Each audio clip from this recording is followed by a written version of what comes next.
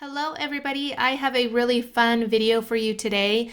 I'm going to be showing you 13 different ways to add texture to any type of project. I am going to be using some tags. These are just some paper tags that I had in my stash, and I'm going to be adding different material to them to add texture to them. And like I said, you can use these techniques and these materials for any type of project that you want to create. I'm just showing you here some of the products that I'm going to be using. All of the supplies, well, most of the supplies that I can find online will be listed in the description box down below. And before I get on to the video, if you are new to my channel, I hope you hit that subscribe button and hit the notification bell so you are notified every time that I upload. Also, if you would like, give this video a thumbs up and leave me a comment down below. If you are watching this with the new Premiere feature that I'm currently taking advantage of, say hello in the chat if you are watching the video. I would love to chat with you, and if you have any questions, please feel free to ask. All right, so I am taking some fabric, and I had this on my desk, so that's what I'm using. You can use any type of fabric. I will be using two different types of fabric today. This is just the first one. I think lace or any type of fabric with a really cool texture to it is a really nice way to add lots of texture to your project, your mixed media project, whether it's a art journal page, a scrapbook page, if you're altering something, it doesn't really matter. It's just really nice texture that is, everybody seems to have some sort of fabric laying around, whether it's an old shirt or something along those lines. So I just added it with some glue, and then I will paint it later. All right, the next one is going to be washi tape, and you can actually use masking tape as well. And I will be showing you two different techniques with the washi tape. So the first one is just kind of laying it flat on top of each other, creating different lines and just a little bit of texture. If you're creating a art journal page and you don't want too much dimension, this is a great way to add a lot of texture. And if you don't have access to like modeling paste or something along those lines, this is definitely a great way to add texture. And masking tape is pretty inexpensive, so you can definitely use masking tape as well. But if you have washi tape on hand and you don't know what to do with it, this is definitely a great way to use that up. All right, so like I said, I'm just going to add it all over the tag. The washi tape that I have has, I think, 5 different styles of washi tape. I think there's 3 different widths. So some are, wider than others, and I think it gives a nice variation to the end result when you add the paint or the gesso and then the color, and you can see all that different texture on there just with strips of tape. Basically, you can, like I said, you can use the washi tape or masking tape. So I'm just showing you here. And then I'm going to cut off the excess, and then I'm actually going to add it to the tag just to give it a little bit more texture without adding too much dimension. So this is really a great way to add texture, like I said, to a art journal page.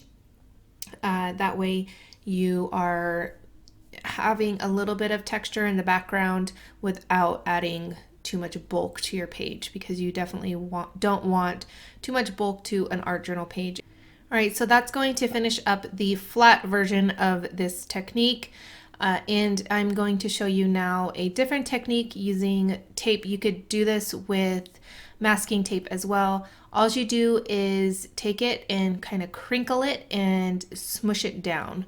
So this again adds lots of texture without adding too much bulk to your project. I've been doing this for lots and lots of years.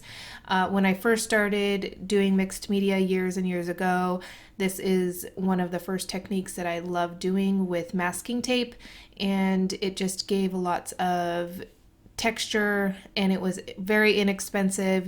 Masking tape will last you for a very, very long time, and it just kind of creates lots of different folds and creases and when you add gesso and then the color or paints or whatever you're adding to it, it creates, like I keep saying, lots of dimension and texture without adding too much bulk. So as you could see here, I'm just going to add it to the tag and kind of smushing it and creasing it and just kind of layering it on top of each other a little bit. That way I can get a lot of dimension on this tag. And in the end, I am going to be painting them half white and half black. That way I can do a live stream later on at a later date showing you the difference between the adding color with the white gesso, and then I'll use some acrylic paints and some waxes to add color to the black portion of the tags. And then you could see the difference of using the same techniques and same materials, but just changing up the color of the gesso, so white and black. So yeah, that'll be at a later date, and I'll definitely let you guys know, and I will schedule that soon. Right, so just showing you the difference between the two. And this is sort of like the same thing as using washi tape, but we're using tissue paper, and I use plain tissue paper all the time. I kind of splurged on the Tim Holtz tissue paper just because it was really pretty and I couldn't pass it up, but I love getting tissue paper from the dollar store or any type of plain party tissue paper, and I have been doing that for quite some time now. And you can always add, I learned it from Filmora, if anybody is familiar with her. She did so much amazing mixed media work back in the day, years and years ago. She was the first one that I saw doing tissue paper, and she would stamp it and create her own look of tissue paper like this. So if you have lots of stamps, you could definitely create your own really cool tissue paper. So anyways, I did sort of like the same technique as I did with the washi tape. I kind of crinkled it up, and the Fabri-tac is really forgiving, so you can kind of play around with it and crinkle it up as much or as little as you want. The tissue paper in itself, because it's very thin, it will create its own sort of creases. I mean, unless you're really like a perfectionist, it really won't get totally flat because it's very thin, especially the party bag tissue paper. All right, so like I said before, I'm going to be using white gesso and black gesso. So the type of texture that you want to add, I always say this in all of my mixed media videos, in the end result is when you add the color or the acrylic paint, the waxes, that sort of thing to your project. That's when the magic happens, is when you see all of that texture and dimension come to life after the fact of painting it with gesso, whether it's white or black. So you don't have to use name brand things. I tried to use as much household items as possible. That way you can kind of get your mind going and seeing what you have around the house that you can use to create texture. If you have any other ideas, leave them in the comments down below so we can all help each other out to give each other ideas on what to use for texture for mixed media. All right, so this is really simple. It's just string. I wrapped it around the tag, and that's one of my favorites to do, especially when I'm doing like a mixed media canvas to kind of finish off some of the areas. It just looks really cool. All right, so you can recycle, cereal boxes, that sort of thing. I just had some chipboard on hand that I had right next to me, so that's what I'm going to be using today, and I'm just cutting it up in random squares and rectangles, and just depending on what your project is how you want to gauge how big of squares or how little squares, the rectangles, that sort of thing, what you want. And if you have dies in your stash, you could definitely use your die cut machine to cut out different types of shapes and, you know, whatever dies you have in your stash. But this is definitely an easy way, inexpensive way, especially if you recycle your cereal boxes or that sort of thing, and you just cut them up. And you can really go crazy with layering them on top of each other. I definitely had to stop myself because I could sort of envision the end result, and the more I layered them on top of each other, the more excited I got because I knew that in the end it was going to look really cool.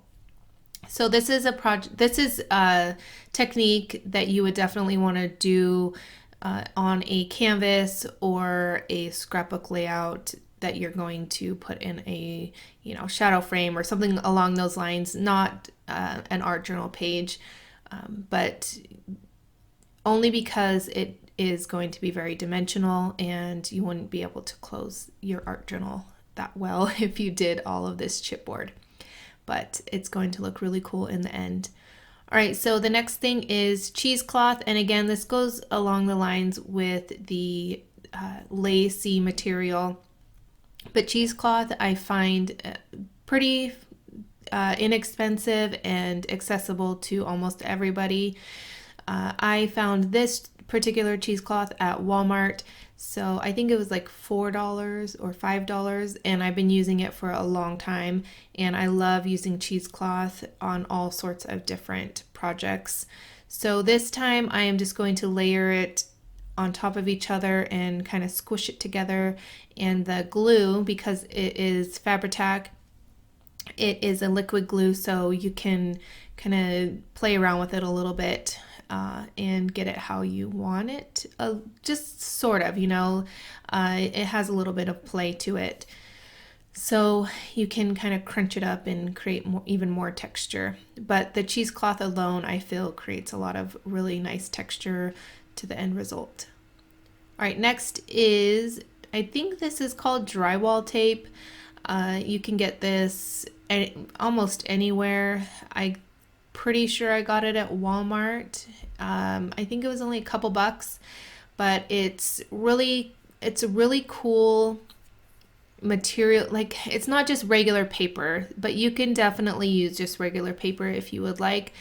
It will soak up a lot of the spray or medium that you're using, and it just creates really cool effect in the end. It's hard to explain because it's almost like recycled paper in a way, but it just kind of soaks it up. It's really neat how it does it and how it looks in the end. So I'm kind of using the same technique as like the washi tape. It's just, I'm kind of just layering them on top of each other, not doing anything too fancy, just to show you guys just different, you know, variations of materials and things that you may have around the house, and kind of get your mind going on what you can use. Honestly, the options are endless. If you have it, you can use it. I mean, nothing is off limits here. It's just, it's amazing how much just a few different ideas can spiral into like lots of ideas. So if, like I said before, if you have any ideas or anything that you use that you love using in your mixed media projects, please leave it in the comments down below. I'd love to hear it, and it will help everybody out as well. All right, so that's going to be it for that one. The next one is going to be, no, this is the drywall tape, I think. I don't know. This is some sort of meshy tape material, and I think I got this at Walmart as well. This was, I think, around $5, so I mean, it's not as cheap as like masking tape or something like that, but if you don't have like modeling paste and stencils, that sort of thing, this is a really nice, cool way to get a little bit of texture on your project, and again, without adding too much bulk. So I'm just kind of cutting it up, and I would honestly suggest using some sort of glue. I didn't think about it at the time, but when I was using the gesso, it kind of came up a little bit. So I would suggest using a little bit of maybe 3D matte gel, just a very thin layer, just to help it. It is sticky on one side, but it's not very sticky at all. So just cutting off the excess, and then that will be that tag. And let's see what's next. Oh, the next one is pretty simple, and I use this product all the time. It is the Crackle paste. So I'm just going to add it to the tag here, and I do it as usual, some thicker in some areas and some thinner in other areas. When you do it this way, you will get a variation of cracks. Some will be thinner, some will be thicker, and you definitely want to let it dry on its own. That's when you get the best cracks. All right, next one is just plain old modeling paste. In this case, this is a light and fluffy paste from the Crafter's Workshop. And I am not using a stencil this time. I'm just using a palette knife and just kind of spreading it around. And then I'm going to take the palette knife, and you could see me just kind of pouncing it on there. And then that's going to create some like really cool texture on the tag. And this is a really easy way if you don't have access to stencils but happen to have modeling paste or something that is thicker that you could do this with. You can definitely do this with heavy gesso, and it creates really cool texture. All right, next one is going to be one of my favorites, and this is using sand and art pebbles. You can use stones, you can use little rocks, all sorts of different things. You can use like pebbles that you would put in a fish tank. If you don't have access to the Finnabair art stones or anything like that. Right now I'm using just some regular sand that I got from Hobby Lobby and the mini art stones, and then I'll use some regular art stones, just a few here and there, and I added the soft gel, I believe. Normally I would use 3D matte gel, but I'm out of that, so this is what I had on hand that would that the stones and the sand would adhere to. So as you could see, I kind of pounced my finger onto the sand and the art pebbles so that it would go into the gel, and that way when it dries, it's nice and adhered to the surface, whatever surface you are using at the time. All right, so that one, again, you want to let dry completely before adding the gesso. This one is pretty simple as well. It is just using hot glue. Really simple. I know a lot of people use it. I don't really do this that often, but just thought I'd throw it in there. And I'm just kind of smushing it down a little bit with the palette knife, and then I'll add a little bit more. You can do so many different cool designs with the hot glue. And I think that's going to be it for the for adding the texture to the tags. Now I'm just going to go over just adding the gesso to the tags.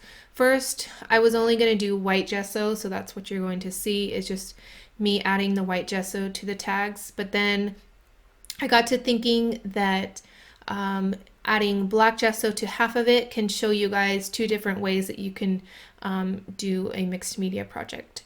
So like I said, I will be doing the black gesso in the end to all of the tags. I'm not going to show you every single tag, me painting them.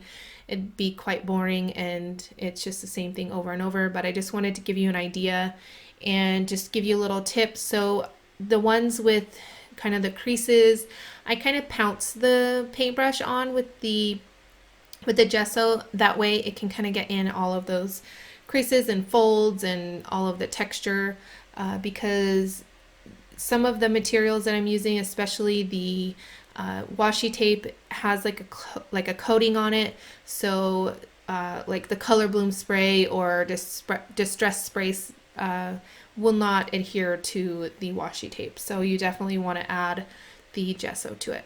All right, so I am going to be continuing to add the gesso. I think I've run out of things to say, but the video is still a little bit, but yeah, so I think you guys get the point.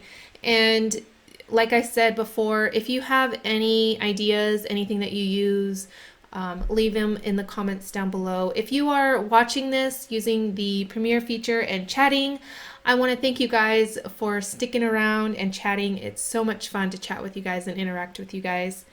All right, so as you can see here, this is when I decided that, hey, you know what? I want to do two different things here. So later, in a later date, I will do a live stream and show you guys the difference with each tag, using the white gesso with color bloom sprays, and then the black gesso I'll use like the Art Alchemy wax or something similar to that. So yeah, I hope you guys enjoyed this video. If you are watching this at a later date, not using the Premiere feature, please hit that notification bell so you can be notified every time that I upload. And I want to thank you guys for all of your support.